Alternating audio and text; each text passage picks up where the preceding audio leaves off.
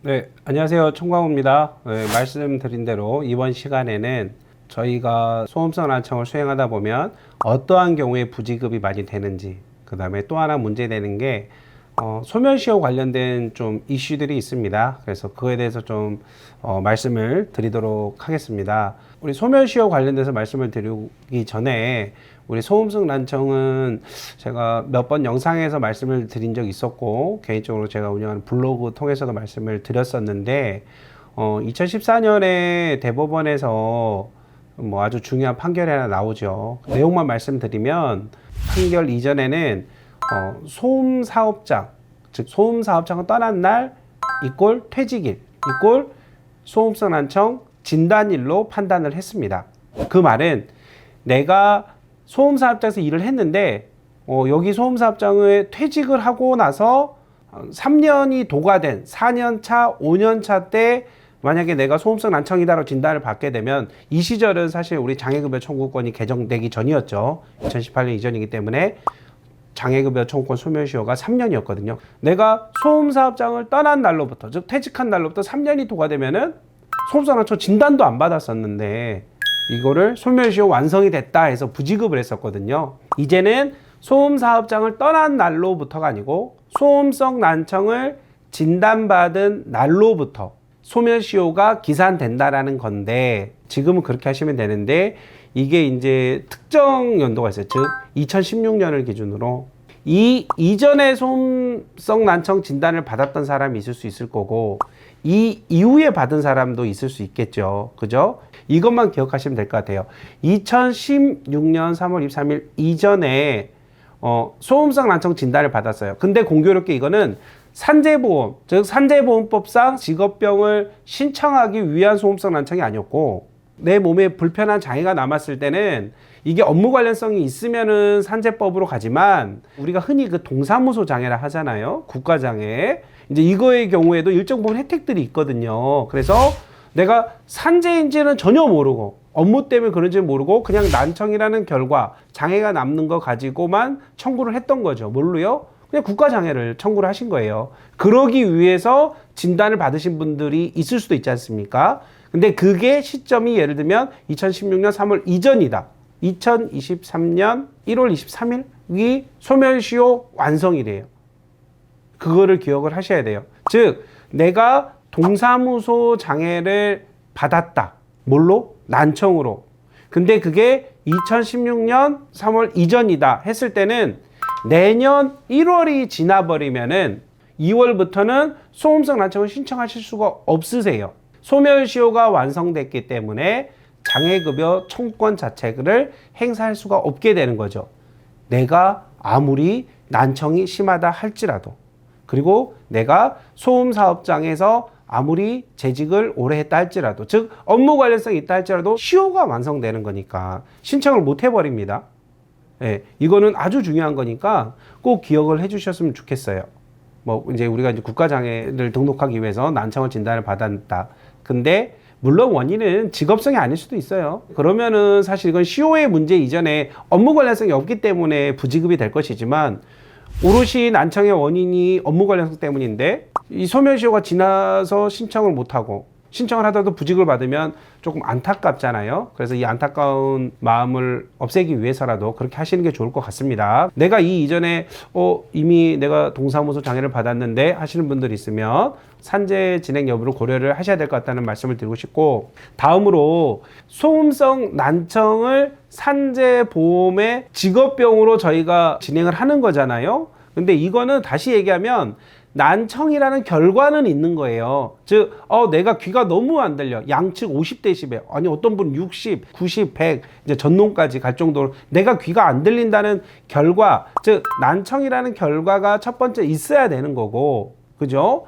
그 다음에는 산재 신청을 하려고 하면은 업무 때문에, 즉, 내가 85데시벨 이상의 좀 시끄러운 사업장에서 기간으로는 3년 이상의 연속적으로 노출될 것을 요건을 하고 있어요. 여기서 일을 해서 내가 만약에 귀가 안 들린다. 근데 그 안 들린 정도가 최소 한측 기준으로 40데시벨 이상이다 하시면은 이게 소음성 난청으로 직업병으로 인정이 되는 거니까 산재보험을 받으실 수 있는 거죠. 엄밀히 따지면 장애보상이겠죠. 자, 그러면 여기서 부지급되는 사유, 심사 청구를 해도 이의 제기를 해도 소송을 가도 구제받기 힘든 건 뭐냐면, 자, 제가 아까 뭐라고 말씀드렸죠? 자, 난청이 있는 건 맞다. 근데 그 정도가 최소한 40데시벨은 돼야 된다는 거죠. 안 들려야 된다는 거잖아요. 근데 최초 장애 진단을 받으러 갔는데 내가 귀가 안 들리는데 검사를 해봤더니 25, 30 이런 식으로 나왔다. 즉 40데시벨 미만으로 나왔다. 그러면은 이제 제 표현으로는 수치가 안 되시는 거예요. 이런 분은 굳이 진행을 하실 필요가 없어요. 이의 제기를 해도 구제받기 힘드신 경우는 40데시벨 미만, 수치 미달인 경우는 구제가 힘들어요. 자, 두 번째. 내가 40데시벨 이상은 됐어요. 즉 수치가 산업재해보상보험법에서 규정하는 정도로 귀가 안 들리긴 하시는데 그 원인이 업무 관련성이 아니라는 거예요. 어렸을 때 중이염을 너무 심하게 앓았다. 알고 봤더니 이것도 돌발성 난청이다. 또 뭐 노인성 난청이다. 이도저도 막 섞여 있는 혼합성 난청이다. 근데 이런 이유로 안 돼 버리면은 이거는 무조건 제가 이건 한번 해볼 수 있습니다를 하는 게 아니고, 이거는 아까 이 전 시간에 제가 말씀드렸던 것 중에 난청의 진행 절차 중에 뭐가 있었습니까?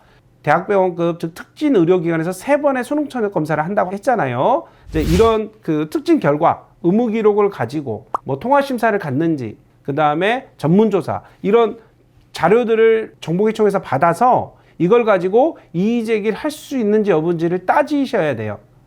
왜냐하면 여기서도 이의 제기를 해도 의미가 없는 사건들이 있거든요. 그런 것들은 과감히 그냥 안 된다고 포기를 하셔야 되니까.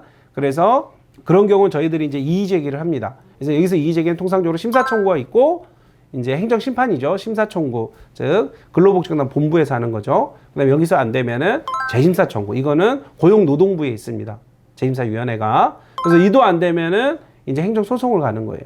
정리를 좀 하면은 난청의 부지급 요건은 크게 이제 저는 수치 미달과 그 외로 나누거든요. 이제 수치 미달의 경우에는 40데시벨 미만이기 때문에 실질적으로 의미가 없어요. 안 된다고 보시는 게 맞다고 봅니다, 저는. 근데 이제 그게 아니고 소음 사업 외에 다른 원인으로 이게 안 됐다라고 하면은 그 부지급 받은 사건의 자료들을 정보기 청구해서 그것들을 검토해서 심사 청구, 재심사 청구 내지는 뭐 행정소송까지도 고려를 하셔야 됩니다.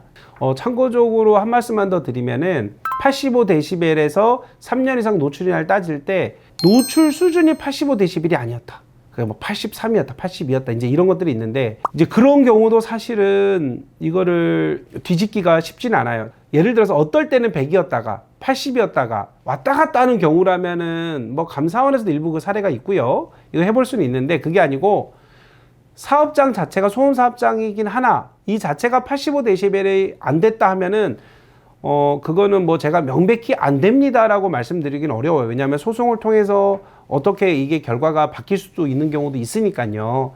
근데 최초 단계에서는 85데시벨이 안 되면은 인정받기가 쉽지 않습니다. 우리 철도 있잖아요. 철도 기관사분들이 원처분해서 안 됩니다. 85가 아니래요. 그 현장 조사를 해도 뭐 83, 82, 81 이렇게 된대요. 그래서 안 된다고 하더라고요.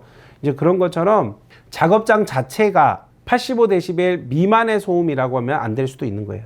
또 하나, 85 이상은 맞으나 내가 3년 이상 일한 거를 입증을 못 하거나 내지는 3년 이상 일을 안 했다거나 이런 경우도 부지급이 될 수 있습니다. 이제 마무리하는 단계에서 정리를 하도록 하겠습니다. 자, 첫 번째, 내가 2016년 3월 이전에 이미 동사무소 장애 등을 받기 위해서 소음산업청 진단을 받았다 하시는 분들은 2023년 1월이 소멸시효 완성되는 마지막입니다. 기한을 놓치지 마시라는 점. 자, 두 번째로 부지급의 경우를 설명을 드리면은 부지급이 됐는데 그 첫 번째 경우 난청의 수준 자체가 내가 안 들리는 자체가 40데시벨 미만이다. 그러면 이거는 거의 좀 힘든 케이스로 보셔야 되고, 그게 아니고 이거는 이미 요건 즉 40데시벨 이상의 그 청력 손실은 있는데 그 원인이 다른 질환 때문이다. 이런 것들이 있다라면 이거는 구체적으로 즉 사건별로 한번 이의 제기 가능한지를 꼭 판단을 받아보셔야 되고요. 그 다음에 이제 세 번째로는 작업 요건 자체가 85데시벨 이상 3년 이상이라고 말씀드렸잖아요. 근데 소음 사업장은 맞으나 이 소음 사업장 자체가 85데시벨 이상이 아니고 85데시벨 미만의 사업장이다. 이 경우도 소송까지 가면 모르겠으나 쉽진 않습니다, 사실은. 이게 있고, 그 다음에 3년 이상을 또 꼭 충족을 시켜야 돼요.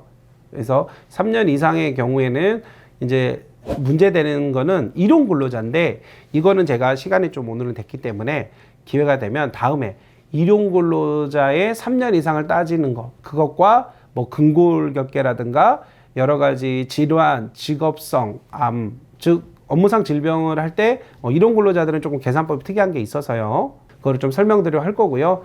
소음성 난청에 대해서는 지난번 시간과 이번 시간으로 한 걸로 좀 마무리를 하고, 다음에 또 다른 이슈가 있거나 뭐 하면은 또 한번 이거에 대해서 영상을 만들어 보도록 하겠습니다. 네, 고맙습니다.